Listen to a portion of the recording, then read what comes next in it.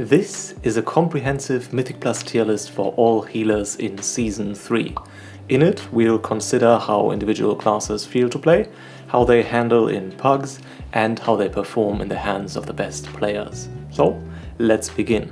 First up is Evoker. Having spent some time with the class, I must say Blizzard have finally done something right here.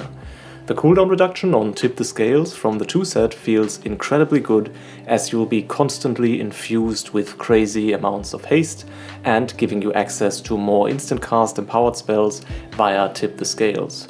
In my opinion, this has made the class significantly easier to play. Additionally, while Temporal Burst is active, your Chrono Flames will hit multiple targets, providing a substantial amount of general healing, especially in single target fights in which each damaging Chrono Flame will launch additional flames that heal your teammates. I think that this is also where the core strength of Preservation Evoker in this season lies, its ability to deal high amounts of damage. Returning to its core identity from when it launched back in Dragonflight, it's definitely returned to being a class for players who enjoy delivering some pain.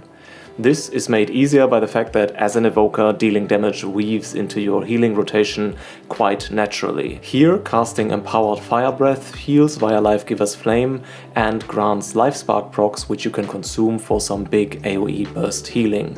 Or, well, for delivering even more pain. In terms of healing, I feel that the potency of Spirit Bloom as your core healing spell is enhanced in this season, reducing Evoker's reliance on the perfect execution of Lifebind combos. This, combined with the enhanced gameplay fluency from the frequent Tip the Scales casts and their accompanying Temporal Burst, Haste and cooldown reduction buffs, makes the class substantially easier to play than it was in the previous season. So if you've always shied away from giving Evoker a try, now would be the perfect time. However, at the end of the day, smooth gameplay and good vibes won't pay the bills and won't feed the kids, so we need to take a serious look at Evoker's overall power. Disregarding healing throughput for now, let's first look at the class from a group building perspective.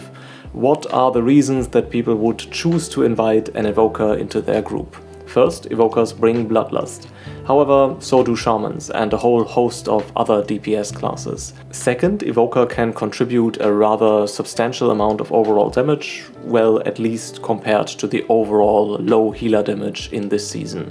But will that make them any more popular in Group Finder? It's unlikely. Additionally, Shamans probably deal even more damage, although to be fair, dealing damage as a Shaman is a bit harder to execute compared with Evokers. In my opinion, none of these are unique advantages which Evokers can outshine the other healing specs with. At best, they can do some stuff that other healers can also do. However, there are a number of things that other healers can do, which Evokers can't. First, the raid buff of Evoker is still laughable.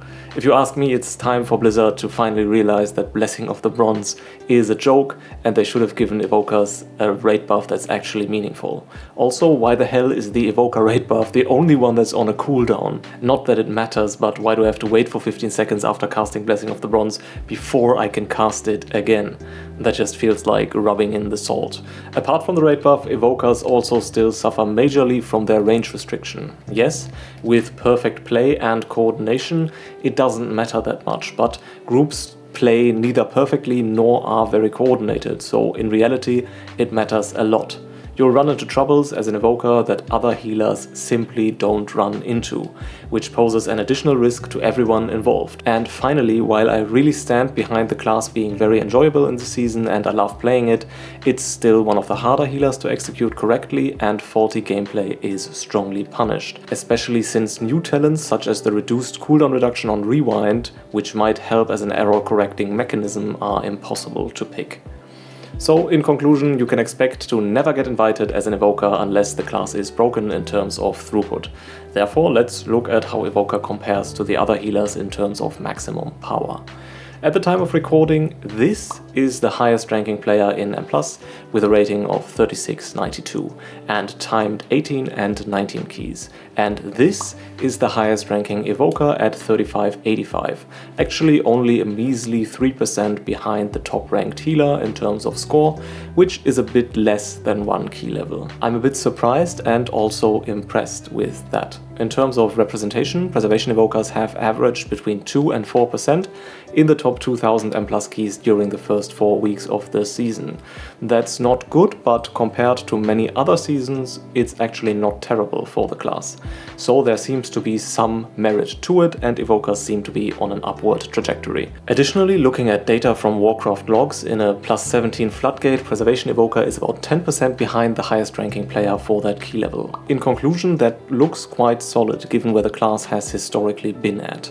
Especially considering that not so many people play Preservation Evokers, it is likely that their numbers would still inflate a bit with a larger player base. So in my opinion, credit where credit is due. Good job Blizzard on making Evoker into a class that feels really good to play and also ranks decently in terms of power. Placing the spec on a tier list then, I actually think I'll move it out of B or C tier in which it has been locked up historically. I honestly think that given how great it feels to play, the high damage it deals and the respectable maximum power indicators, Preservation Evokers deserve a spot in the A tier. Not at the top of A tier for sure, but A tier nonetheless. Still, don't expect to get invited into any groups. Next up, we are looking at Restoration Shamans, who are some happy campers in this season. With recent buffs to Farseer, both hero specs are now viable options. Totemic Shamans carry over their base kit from Season 2, but the new tier set acts as a significant amplifier to their power, enabling them to cast Downpour twice within each Surging Totem window, and also receiving a major healing buff after each Downpour cast. If you're playing in a melee-focused comp or your team is generally quite coordinated and careful to stand inside of your healing rain area, then using these new mechanics effectively catapults your already strong throughput through the metaphorical roof. At the same time, Totemic Shamans retain their relatively simplistic playstyle, where a huge chunk of their healing is done passively via Healing Rain or Healing Stream Totem, making them an ideal class for beginners. However, despite their power, Totems is not where the shamanistic attention of most players currently lies. Instead, Farseer Shamans are all the rage right now, and for good reason. As a Farseer Shaman, you can call up to 3 ancestors to your side who will mirror every spell you cast, drastically amplifying your healing and damage. Indeed, Farseer Shamans can hold a candle even to Preservation Evokers when it comes to delivering damage. When Farseer is played well, by the way, check out my new guide for that, you will always have at least 1 ancestor at your side and have 3 of them more often than not. This means you can rely on strong amplifiers to your healing all the time, enabling the class to handle even tough damage events with relative ease. The only thing I don't find enjoyable about playing Farseer is the use of Cloudburst Totem, storing healing inside it for the purpose of releasing it at a later time. I think the ability feels kind of underwhelming unless played perfectly, and the fact that both placement and the activation of the totem are on the global cooldown makes the spell feel quite cumbersome overall. Then again, Cloudburst Totem gives the specialization some additional nuance and room for long-term skill development, which I can appreciate. Gameplay-wise, I would say that Shamans are currently in a really good place. Personally, I find myself logging onto my Shaman when I want to play a bit, but not expose myself to a more mentally draining playstyle I might experience when logging on my Druid, for example. From a group building perspective, Shamans are in an excellent position as well. Out of all of my healers, my Shaman is probably the one who has the easiest time getting invited into keys, next to my Discipline Priest. I think there might still be some lingering enarmament with Disc Priest from the previous season. As a Shaman, you bring Bloodlust, a short cooldown ranged interrupt, a powerful raid buff, high damage as well as high overall throughput. On top of that, the spec is currently enjoying the highest representation in high key levels, making it meta and thereby drastically increasing your chances of being invited. Thus, if you don't want to be at the mercy of some dude in his mom's basement scowling at your M+ score and then rejecting you, just reroll Shaman. And now you can play with him. In terms of playing with pucks, Totemic definitely has a harder time than Farseer as it relies strongly on people standing inside of your healing rain area.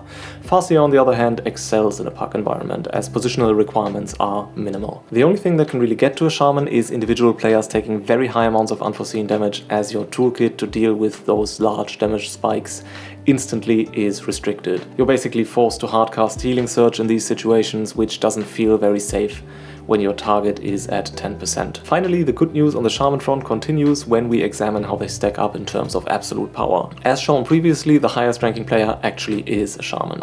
In my early impressions video, I mentioned that many top shamans still play totemic, but that no longer seems to be the case. Even though totemic is still powerful, the top of the ladder is now a Farseer's game.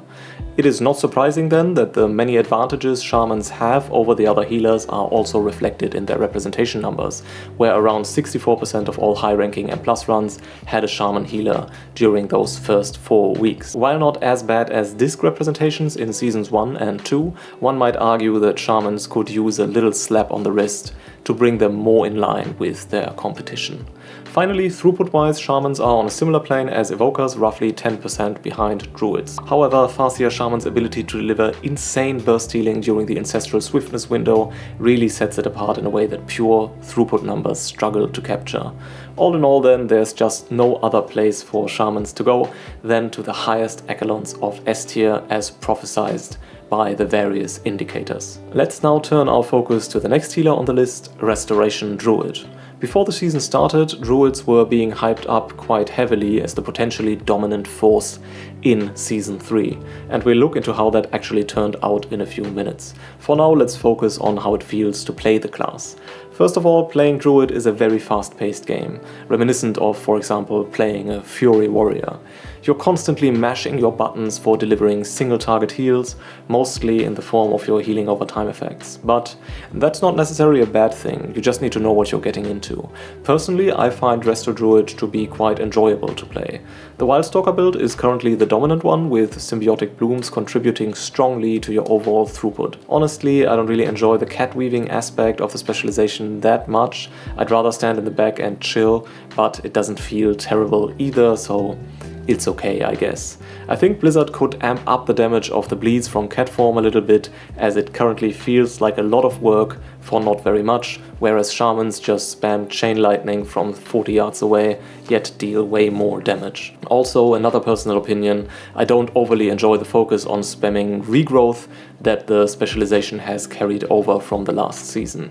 Instead, I'd prefer a playstyle that focused more strongly on hot maintenance and perhaps wild growth. All of that notwithstanding, Druid can still feel really awesome to play, as it is incredibly rewarding to prepare for big damage events correctly, have all the right hots in all the right places, and watch the HP bars of your targets deflect the incoming damage like some nuisance to be gotten rid of. Also, the recent buff to Tranquility as well as the strong Nature Swiftness Convoke combo provide druids with some excellent cooldowns to respond to unforeseen damage events, which they have not previously had in that degree. Moreover, I highly recommend picking up Lumithar's Living Silk, especially for druids, as the trinket is very powerful and fills a gap in druid's toolkit by providing you the ability to deliver substantial shields. From a group building perspective, druids are in a comfortable but not dominant position. They still provide a lot of value in form of their strong raid buff, and it is known that their overall throughput is respectable. Moreover, they bring a combat res, which adds a small amount of additional desirability. However, it's not that impactful because DPSs with combat res are not that hard to find. For playing with pugs, overall druids are a decent choice, as your spells have a high range and you can cast them freely on any target. However, druids don't deal super well with players failing mechanics and taking unanticipated damage, so that can be an additional challenge. Druids also have some positional requirements, as you'd really want your team to be standing inside of your efflorescence. So all in all, druids are not the ideal pug healer, but they can comfortably get the job done. In terms of absolute power, druids are in a really good place. The highest ranking druid ranks at 3665, only 30 ranking points behind the highest ranking player. With such small margins, the rankings are likely to be in constant flux, and it might easily have been a druid topping the ranking at the time of recording. Therefore, in terms of pushing the highest key levels, druids do not seem to be much worse off than shamans, if at all. At around 22% representation throughout the season so far, they are the second most popular healer in high keys, and their overall throughput is higher than that of any other class. In conclusion, from pure power numbers alone, druids should go into the S tier, and that's where I will also put them. Note, however, that to pick up the power that druids are putting down at the highest levels, a skilled player is needed, as the class is challenging to play and quite unforgiving when it comes to making mistakes. Next up, we are looking at Holy Paladin, specifically Herald of the Sun Holy Paladin. I haven't really played Lightsmith yet, so I can't speak about it, but Herald of the Sun is the dominant specialization currently party anyway. From a pure gameplay perspective, I find Holy Paladin to be one of the most enjoyable healers to play. It just feels super awesome to pop Avenging Wrath and get linked up to all your teammates, radiating tons of healing and damage onto everyone around you. I also enjoy how this mechanic incentivizes good positioning so that you can hit as many enemies or allies as possible with those radiating beams. Additionally, I think the cooldown management side of Paladins is an interesting optimization area where real learning and development can occur. However, this is also where one of the downsides of Paladins lies, and that is when your many cooldowns run dry, you are absolutely a sitting duck and can't heal through even basic damage events. Therefore, Paladin is not a particularly forgiving specialization when it comes to making significant sequencing mistakes with your abilities. However, if you do get the cooldown sequencing nailed to a T, man, the class can feel great to play. I can remember a couple of times saying to a buddy of mine how easy it was to heal this fight or that fight when playing as a Pally, because you just blast crazy amounts of healing within your Beacon of Virtue window. From a group building perspective, however, Paladins don't have it so easy right now. The 3% damage reduction from your aura might carry more persuasive weight at the higher levels of play, but for most pugs, damage reduction is not what a DPS brain is looking for. Also, as Paladins are not part of the current meta, nor have they been for a while, the specialization is a bit of an odd one out when it comes to healers, hindering your chances of getting invited. In Germany we have a saying that goes, was der Bauer nicht kennt, frisst er nicht. Essentially it means the farmer doesn't eat what he doesn't know. So even though Paladins might be viable, they are not always seen as such. When it comes to playing with pugs, I think that Paladin's toolkit can comfortably handle most situations. Especially their strong and mostly instant cast single target healing abilities make Paladins a top contender for dealing with failure damage, almost immediately topping up teammates who have made a mistake. In Lay on Hands, you even have a cooldown for exactly this situation. When looking at the raw power numbers of Paladin, we can see that the highest ranking Paladin is actually not Alismere, but it is this guy. At a rating of 3591, our Mandarin-speaking friend is only about 3% behind the highest ranking player, similar to the top Evoker. Again, that's a bit less than 1 key level, so not negligible, but not the biggest deal either. Representation-wise, Paladins hover at around 2 to 3%, even slightly behind Preservation Evokers. In my opinion though, people are really sleeping on Paladin, as personally I feel super powerful on my Paladins and not at all weaker compared to playing my other healers. In terms of throughput, Paladins are around 15% behind Druid, but that's in line with their historically non-throughput focused healing profile. All in all, I'm going to put Pally at the top end of A tier, as I believe it is in a really good place, both in terms of having a satisfying gameplay loop, as well as being able to push high keys. Next on the list is Discipline Priest. Now, Oracle Discipline Priests have been the dominant force for the longest time, and the end of their reign is long overdue. And from what we are seeing in representation numbers, that end has finally arrived. In my first impressions video from a few weeks ago, I had doubts about Oracle Priests being thrown off their lofty pedestal, but I'll slightly need to correct that opinion. And that correction, I think, is primarily due to their tier set. Nearly all other classes gain some massive power spikes from their tier set, up to the point where the class feels completely transformed, as is the case with Evokers, for example. Now, don't get me wrong, the Oracle Disc tier set is still quite powerful, and the 2 additional insight procs when casting Piety or Solace feel great in terms of their gameplay integration, but it just feels like an add-on, a little bit of an extra oomph in tough situations, and not like a game-defining new power. That's not to say that I would now consider Disc Priests to be weak healers, quite the contrary actually. Their base toolkit is still incredibly powerful, with strong shields, accessible group healing via Atonement, as well as a wall of powerful cooldowns, including extremely potent externals and abilities like Pain Suppression. However, their relative power decrease compared to the other healers is hard to ignore, and their low damage, while not being a big deal, now shines through more strongly as an additional argument against Oracle Disc. And with the power of the dominant hero talents waning, we have seen a resurgence of Voidweavers in Season 3. Indeed, it looks like Voidweavers have emerged as the dominant specialization for Discipline Priests in Season 3, with their frequent power spikes centered around Entropic Rift, allowing them to power through tough healing checks, while at the same time delivering a respectable amount of damage. I'm not super familiar with Voidweaver yet, and have only played it a few times, but based on how the meta is shaping up, I'll definitely need to look into it more closely in the near future. From a group building perspective, I think priests are in a good spot. I almost never struggle getting invited into parties, perhaps also because the invited priest mindset still persists from the last season. But even beyond that, priests provide a respectable rate buff, power infusion, and a level of perceived safety that other healers struggle to emulate. Personally, I've been told quite often by DPS players that playing with an Oracle Disc Priest just feels extra safe and comfortable.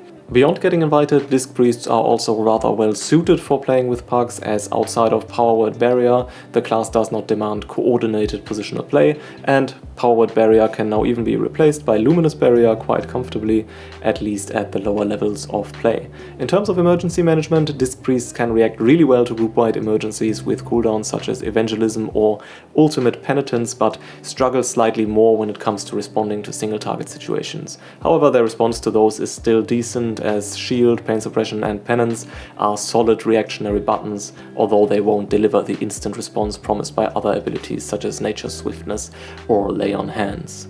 Okay, let's now look at how Disc Priest stacks up against the other healers in terms of absolute power. First of all, the upcoming tuning changes to Atonement are aimed at improving the power of Disc Priest in raid, but they also have the pleasant side effect of improving Atonement healing in dungeons by roughly 5%.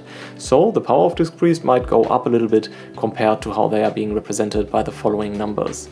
In terms of being able to push high keys, Disc Priests are strangely absent from the list, with the first one coming in at rank 34 and approximately 4% behind the highest ranking player, even behind Evokers. Their representation started out decently at 12%, but then fell quickly to roughly 4% over the past few weeks. Given the 90% representation from Season 1 and 75% from Season 2, it is yet again evident that top-end players don't play what they like, they play what's powerful, and Disc just isn't at the moment. This is also evidenced by the fact that its throughput is lacking by around 11%, although it has historically been the highest of all the healers. By the way, I know that these throughput numbers are a super crude snapshot and do not perfectly represent what the actual throughput numbers look like on average. They're only intended as a quick reference, and I might make a data-driven tier list somewhere down the line, but that's not what this is. Okay, back to Disc Priest. Don't get me wrong, the specialization still feels pretty good, and if someone were to put a gun to my head and ask me to run a dungeon for my life, I might still pick Oracle Discipline Priest. But the numbers also don't lie. At this point, it is becoming evident that Disc is no longer an S tier healer. I would even go so far as to place it down lower than Paladin in this list. Okay, let's now move on to Holy Priest, the unfortunate second-born son who just can't seem to step outside the shadow of his older and more disciplined brother. However, Blizzard does seem to have taken a slight interest in the woes of this forgotten sibling, increasing the healing of Heal by 12% and the healing of Halo by 40%. As Heal is one of the core rotational spells of the class, a 12% healing increase might actually make a meaningful difference, but it probably won't turn the healer balancing upside down. In terms of playing Holy Priest, my experience are still somewhat limited. I kinda want to force myself to play it more, especially for being able to deliver good information about them in these videos, but I find myself procrastinating that more often than not. I'm just not that impressed with the core gameplay loop, even though I'll grant that the new 2-set bonus and its provision of an initial heal to Prayer of Mending does make the ability feel quite satisfying to press.